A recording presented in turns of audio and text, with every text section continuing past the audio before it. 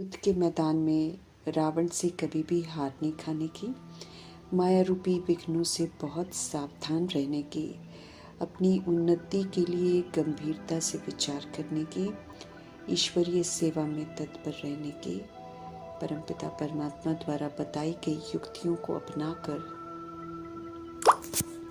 सभी आत्माओं को सुरक्षित करने की, काल पर विजय दिलाने वाले, सर्व प्राप्तियों के अधिकारी बनाने वाले शिव पिता परमात्मा जी,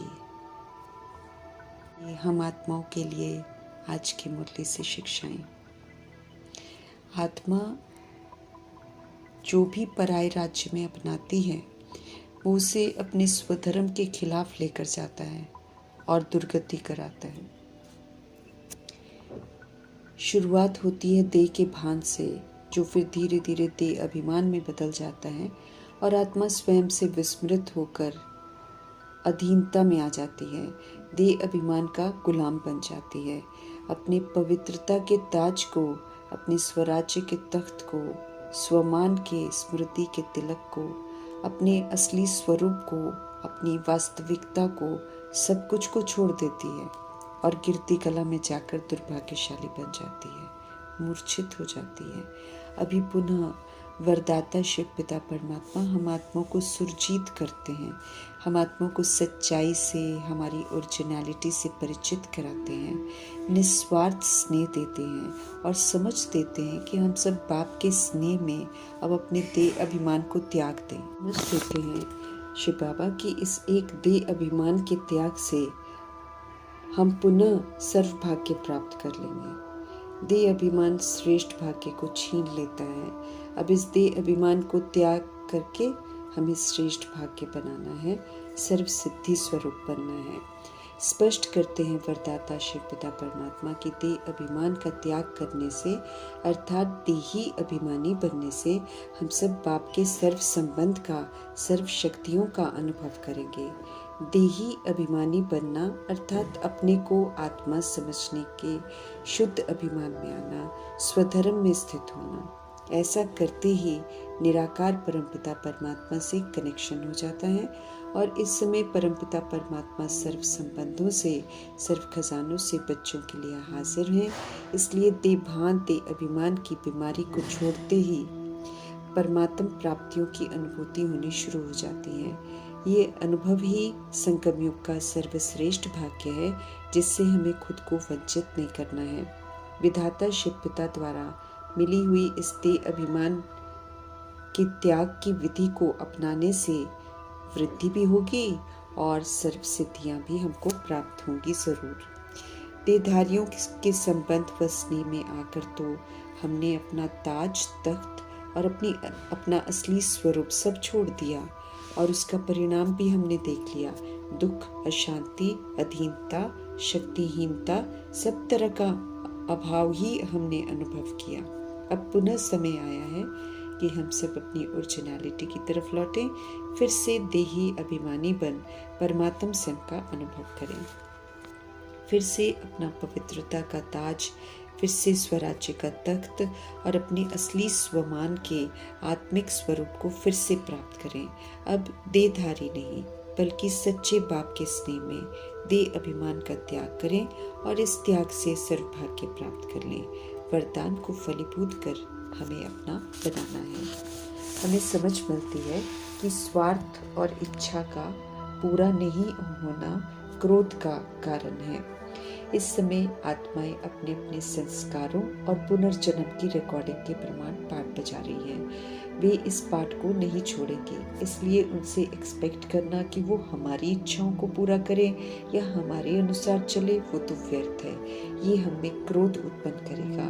हमें तो क्रोध रूपी विकार से अब मुक्त होना है। इसलिए परमपिता परमात्मा का हम आत्माओं के लिए फरमान है कि हम सब स्वार्थ के बजाय अब निस्वार्थ बने। अब हम इच्छाओं के रूप को परिवर्तन करें, श्रीमत का सहयोग सभी को निस्वार्थ रूप में देते रहें। अपवित्रता के बीज को समाप्त कर संपूर्ण पवित्र, संपूर्ण स्वच्छ बनने के अव्यक्त इशारे हमें मिल रहे हैं।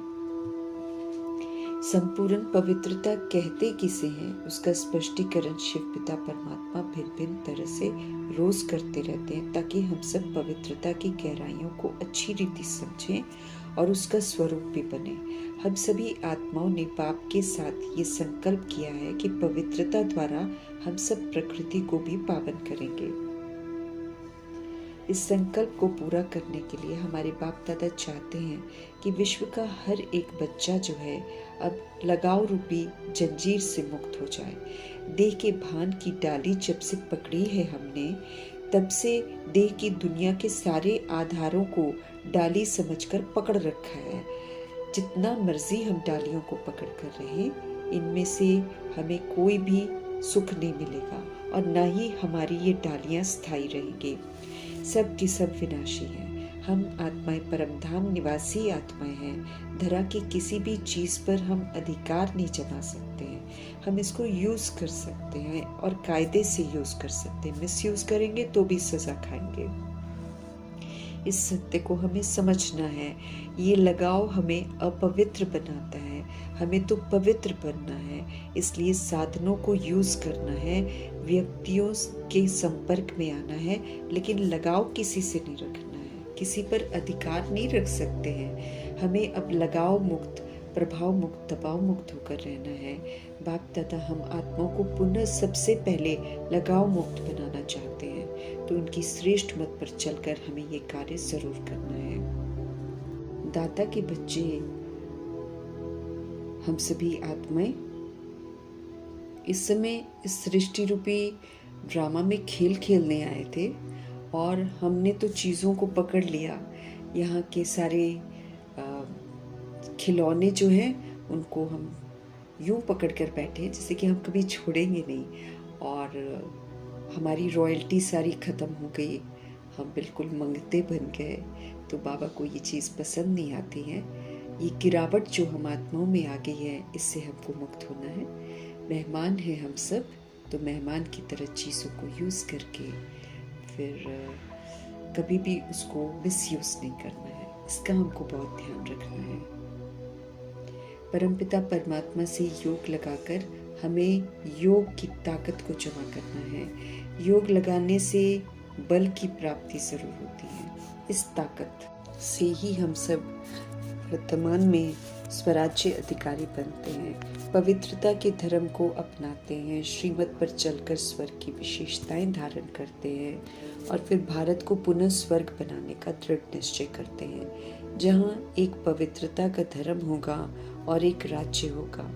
माया के राज्य को छोड़कर जब हम अपने निराकार राम के राज्य में जाने की प्रतिज्ञा करते हैं, तो 63 जन्मों की कमी कमजोरियां मायावी रूप में विघ्न बनती हैं, परंतु हमें माया के विघ्नों से सेफ रहना है, उनके वशीभूत नहीं होना है। बहुत अच्छी कमाल करने का समय चल रहा है।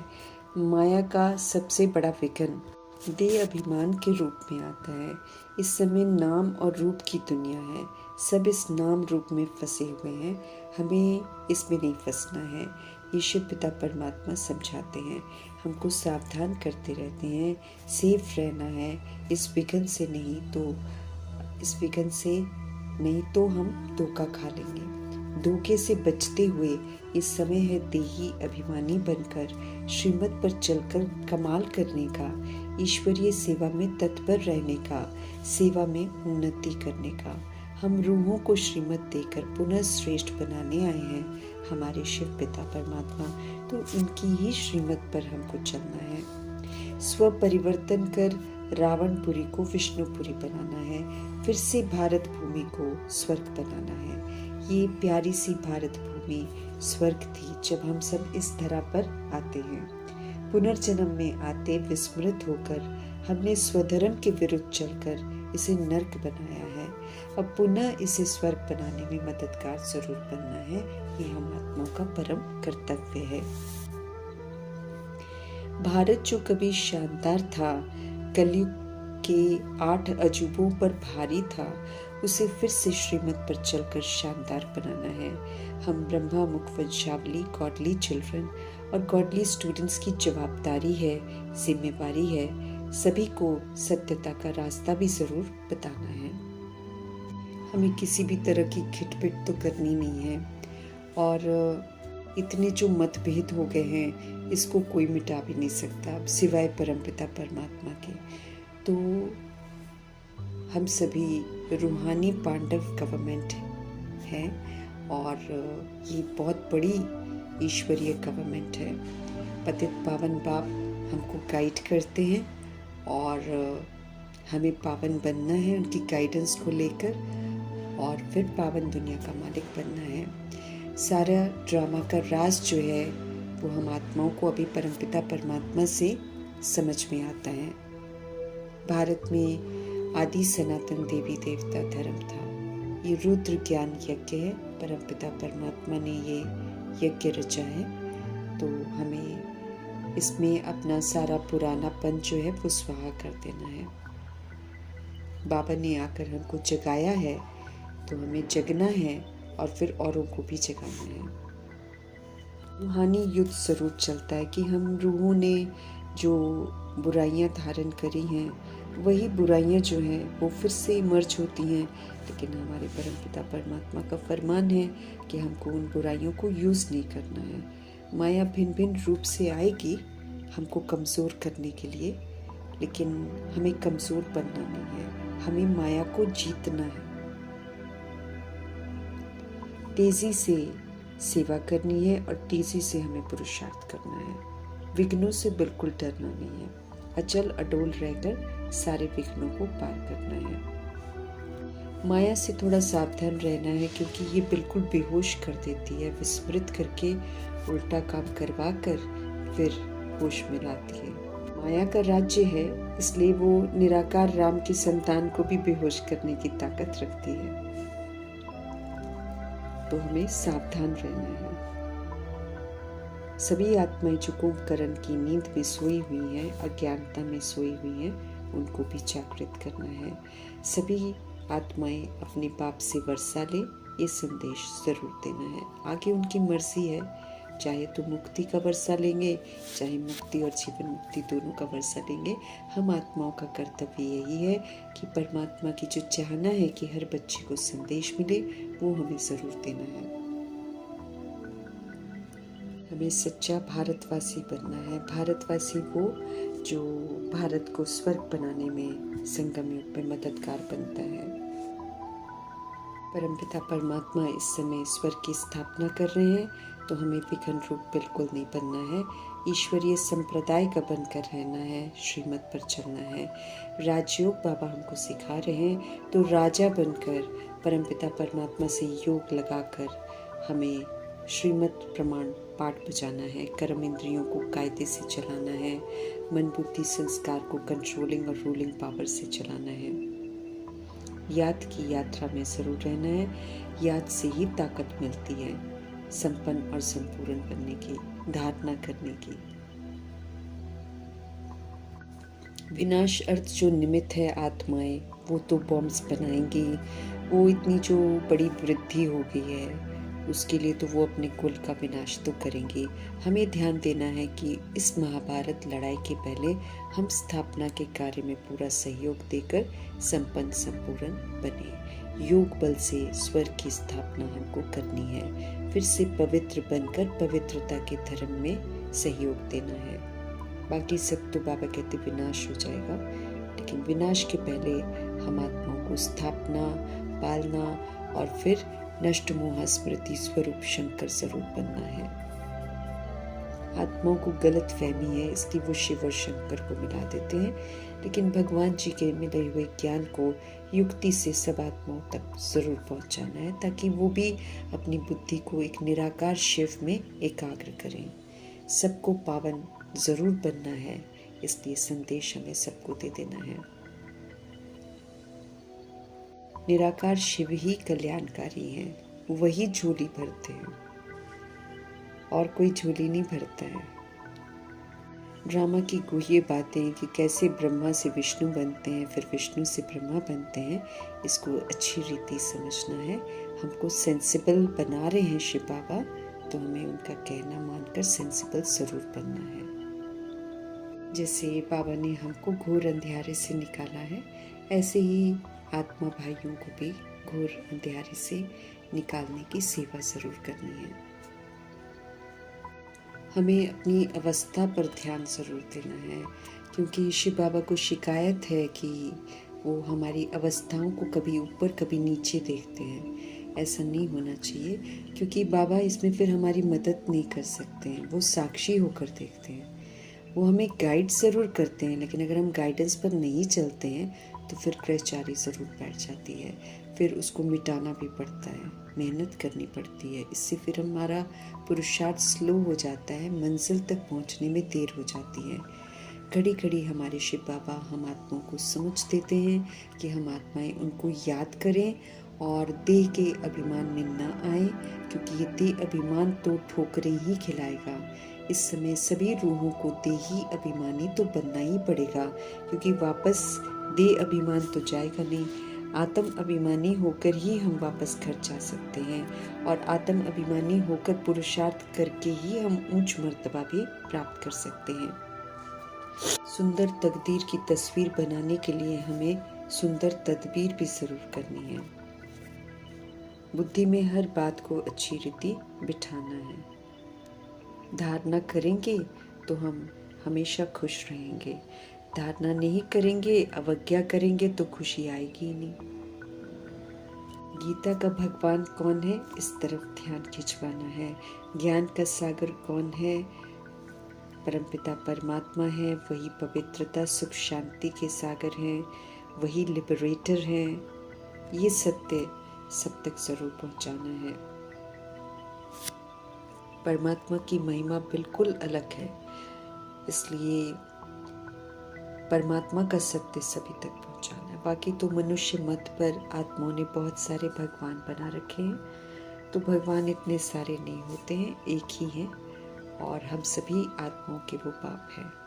उन्हीं को याद करके हम पावन बन सकते हैं, उन्हीं को याद करके हम सर्व बंधनों से मुक्त हो सकते हैं। इस समय सारी दुनिया देह के अभिमान में है, और ये देह अभिमान जो है भिन्नता लाता है, जो भिन्नता फिर एक लड़ाई का कारण बन जाती है। विकारी बन जाते हैं मनुष्य, एक दूसरे से लड़ते झगड़ते रहते हैं। विशियस वर्ल्ड और वाइसलेस वर्ल्ड। अब हम विशियस वर्ल्ड से वाइसलेस वर्ल्ड की ओर जा रहे हैं, अर्थात विकारी से निर्विकारी की ओर जा रहे हैं। तो हमको अब विकारों को यूज नहीं करना है, चाहे कितना भी कुछ उकसाए कोई, लेकिन हमें विकारों को यूज नहीं करना है। अब हमें आसुरी संप्रदाय का नहीं बनना है, बाबा हमें दैवी संप्रदाय का बना रहे हैं।